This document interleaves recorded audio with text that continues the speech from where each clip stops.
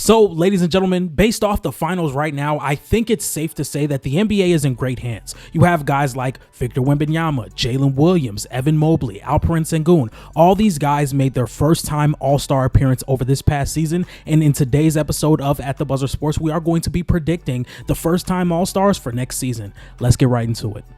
Now, I have 5 guys that I'm going to be bringing up for this video. There are a lot of guys that have been showing me signs of all-star potential, and I think these guys have shown that to me over the past season, and I can't wait to talk about it. The first player I'm going to be talking about is Deni Avdija. I really hope I said his name correctly, Deni Avdija.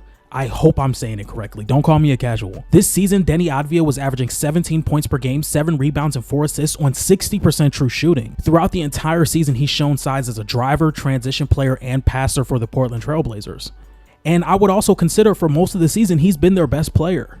Since February 20th, Deni Avdija has been averaging 23 points per game, 10 rebounds, 5 assists, shooting 42% from 3 on 6 3-point attempts. And to go with all that, he's been averaging 64% true shooting. But once again, one of the things that always sticks out to me with Deni Avdija's game is the transition play. Deni Avdija could be a grab-and-go guy or somebody that can leak out in transition and make the proper pass. When standing at 6'7", 6'8", when he's going full speed to the rim, there's not a lot of guys that can stop him. The Portland Trail Blazers have been a +3 in transition when he's on the floor. They have a 17% transition frequency, which is 90th percentile, and a 34.1% transition frequency off rebounds, which is 92nd percentile.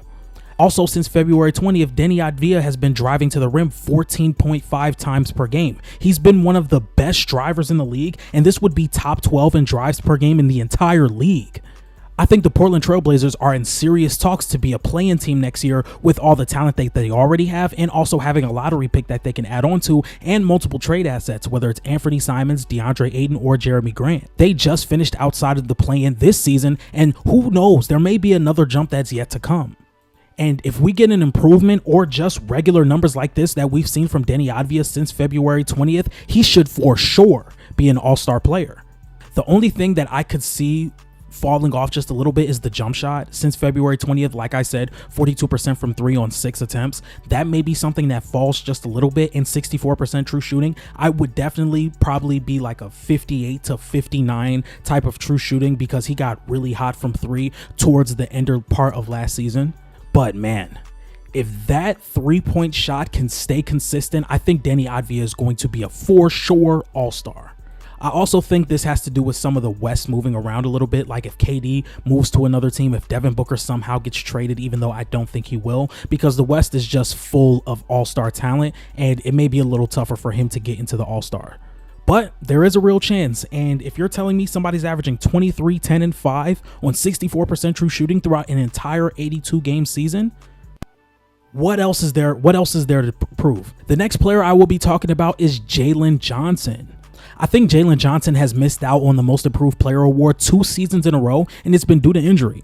In 2024, he averaged 16 points per game, 9 rebounds, and 4 assists for an Atlanta Hawks team that was trying to make the playoffs. And this year, he averaged 19, 10, and 5, which other bigs like Nikola Jokic, Domantas Sabonis, Alperen Sengun, and Giannis Antetokounmpo have been doing. What's the same within all of them? What's the similarities? They're all all-stars.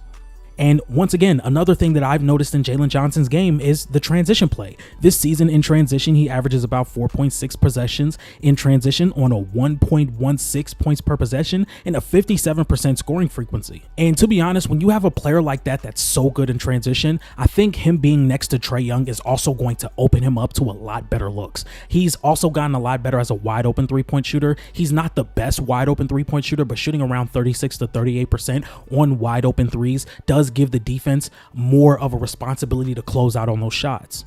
He's also a very crafty finisher around the rim, being able to vertically outjump anybody at the rim and being able to be so crafty and have a really good touch around the rim. As a screener, secondary ball handler, 3-point shooter, and transition player, there's a lot to like with what Jalen Johnson provides. I truly only think that Jalen Johnson is getting better as a scorer, especially as an on-ball scorer. We've seen over the years him get a lot better as an on-ball scorer. Coming into the league, he was used as an athletic piece, somebody that can play in transition, somebody that can catch lobs, just one of the average players that you would think could fit really well next to Trae Young, but he's really become an all-star level talent, and you could argue that he's been an all-star caliber player for the last 2 years, and I think he's only going to get better. The next player I will be talking about is Franz Wagner. Now, I'm pretty sure Franz Wagner would have been an all-star player if he never would have gotten injured this year. This season, he's averaging 24 points per game, 6 rebounds, and 5 assists. But when Paolo Banchero went down, in that short span between Paolo getting hurt and Franz getting hurt, he was averaging 27 points per game, 6 rebounds, and 6 assists, while the Orlando Magic were 13-5. And I think we see the only flaw, or one of the biggest flaws in Franz's game, which is obviously the outside shot. As a driver, as a passer, and as a defender, he's really good at all of those things.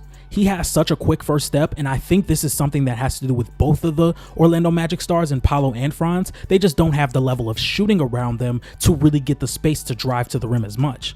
But as you can see for the Orlando Magic's offense, they're 7 points better in the half court when he's on the floor, and they're also 7 points better in transition when he's on the floor. When you have somebody that stands at 6'6" and drives to the lane as quick as he does, and the first step that he provides with also the playmaking gap that he has, it's just really hard to stop. Let's take a look at some of the bigs while Franz Wagner is on the floor. Wendell Carter is a plus 5.1 rim percentage when Franz is on the floor. Moritz Wagner, his brother, is a plus 4.1 rim percentage when Franz is on the floor, and Goga is a plus 8.4 rim percentage when Franz is on the floor. And I think you guys are starting to see a trend here. Transition offense and rim pressure and playmaking are things that I really value when I look at players, because if you're always able to bend the defense, you're able to make good reads out of those plays, and you're able to finish around the rim, I think you have a lot of upside in the NBA, and these guys do it so good that I think they can be all-stars in the NBA as quick as next season. These are one of the ones I'm more confident in than probably Jalen Johnson and Deni Avdija. I think Franz Wagner is only getting better, and I think if his jump shot just comes to league average, he's going to be one of the better players in the East. I do think the Orlando Magic are in line to bring in some shooters this season, and I think Franz and Paolo are both going to have all-star, all-NBA caliber years. And especially with an Eastern Conference that's going to be wide open due to the Boston Celtics losing out on Jason Tatum this season, I would definitely expect the Orlando Magic to be aggressive and getting some shooting around their superstar wings. The next player we're going to be talking about is Chet Holmgren. Now, I know Chet Holmgren's very controversial because a lot of people have been down on Chet due to what he's been doing in the finals, but I still think Chet Holmgren is a fantastic player, and we've only seen one full season from him out of his 3-season career. And if we get a full 82 games of Chet Holmgren and what he was able to do earlier in the year when he was in Victor Wembanyama talks, it's going to be very dangerous. I think one thing we haven't seen from Chet yet is just the ability to be a consistent on-ball player, an on-ball creator at the center position. And I know this may be crazy. If you're thinking 15 to 20 years ago, you wouldn't have asked your centers to be on-ball creators as much as you are now. But we are in a league where there's just a lot of talent in the NBA, and we see a lot of bigs be able to put the ball on the floor and create for themselves, i.e. Jaren Jackson, Julius Randle, Evan Mobley, Victor Wembanyama, Alperen Sengun, and others. And I think in the playoffs, we've really seen Chet Holmgren struggle as a shooter and on-ball creator. Sometimes you could put a Jaden McDaniels on Chet Holmgren and let him create on the perimeter in isolation, and he just has not been able to attack it.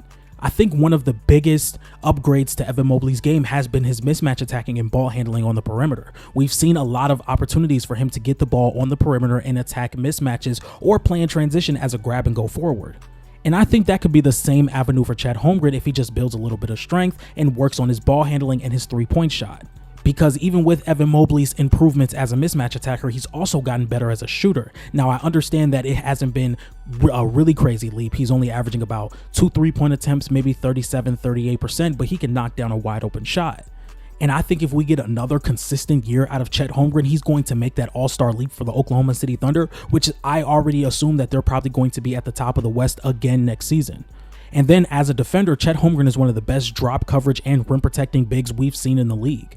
With his attributes and being able to protect the rim at such a high level, switch onto cards at such a high level, and block shots at such a high level, there's no way that I don't think he can be an all-star if he takes the improvements that I think he can.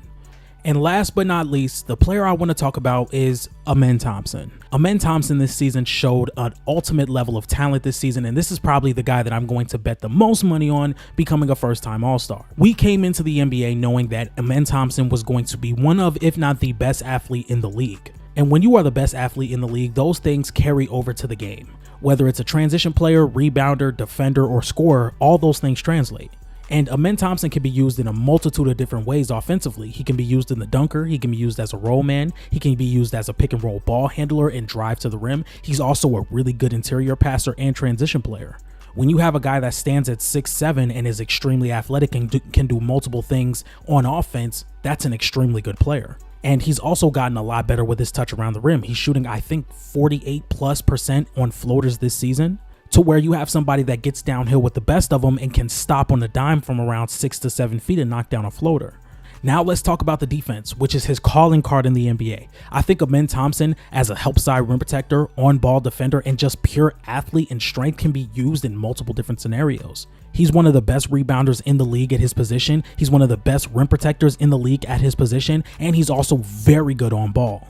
His reaction time and the way he gets off the floor as a leaper is unmatched. And in his first playoff series of his career, he was guarding Steph Curry, and I don't think he did a terrible job. There was games where Amen Thompson was the best player in the playoffs on a second seed in the Western Conference. Let that sink in.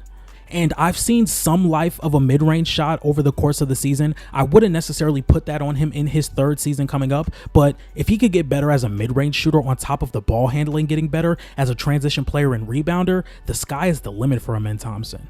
So, ladies and gentlemen, those are my 5 All-Stars predicting first-time All-Stars for the 2026 NBA season. Those guys will be Deni Avdija, Chet Holmgren, Franz Wagner, Jalen Johnson, and Amen Thompson. So, ladies and gentlemen, if you guys like this type of content, please be sure to like, comment, and subscribe. Please be sure to turn on the post notification bells, and I will see you guys tomorrow. Peace.